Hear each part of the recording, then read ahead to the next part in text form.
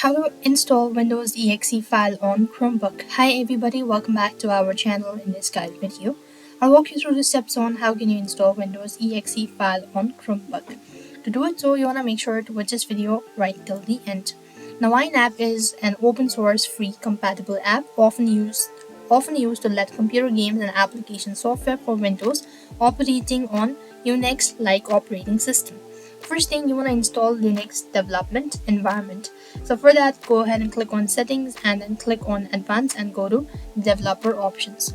As you go to developer, then on the next field, you want to make sure to turn on the Linux development environment.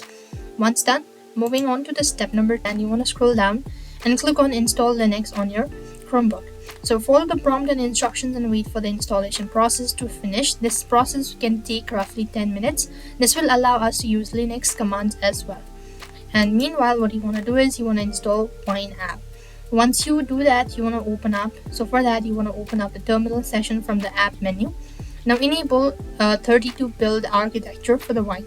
Enter the command prompt on the terminal and then hit the prompt.